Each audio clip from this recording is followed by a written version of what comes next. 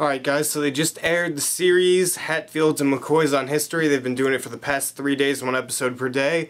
And there's been like 1,000 trailers in it before theaters, so I decided to check it out. And I really like this mini-series. What really got me interested at the start was that Kevin Costner and Bill Paxton were cast together as the two leads, you know, the leaders of each one, Hatfields and McCoys. And after that, I did a tiny amount of research, nothing noteworthy, but I looked up a few things about the feud so I could get a good idea of what I was getting into.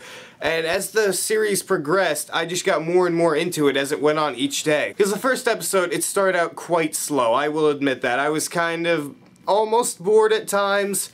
I wanted to move a bit faster, and then about halfway into the first episode it really started to click with me and I really got into it. From there, the second episode really upped the ante and it was more fast-paced. It was really good. And I thought this last episode that aired tonight was the best one of all three of them because it upped the emotional intensity and the fighting was done really well. All the fight scenes were done really well in the series. Another thing about the series is that the performances by everyone around the board is very good. Kevin Costner and Bill Paxton, you know that they're both going to be great, and Kevin Costner really shines as Devil Lance Hatfield. He's really good in this. And Bill Paxton plays Randall McCoy, who's the leader of his side of the family. He's really good in this because at the start he was all pretty good and Kevin Costner was a bit better than him, but as the series went on and as he started like descending into madness almost, because the way his character starts out is like he's a nice family man who believes in God, you know, law and things like that, and there just hits a point where he just breaks all of those rules and just stops believing it. He just becomes like a drunk all the time.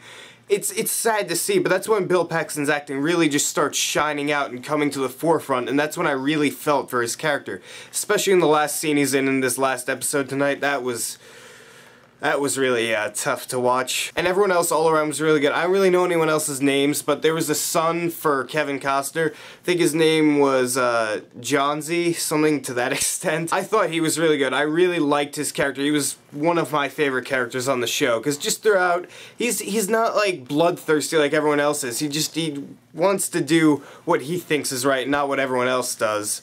And I kind of like that. And like I said before, the action scenes are done really well, and it's just a really intense show. Like, you're on the edge of your seat the whole time. If I had a complaint about the action, it was that during today's episode, there was just this one fight scene in like a huge field, and at parts, it was hard for me to figure out who was shooting at who, and oh, who's that, who died there, what's going on now? And I don't know what it was, I don't know if this is historically accurate at all, but for some reason, I was just on the Hatfield side for most of the time.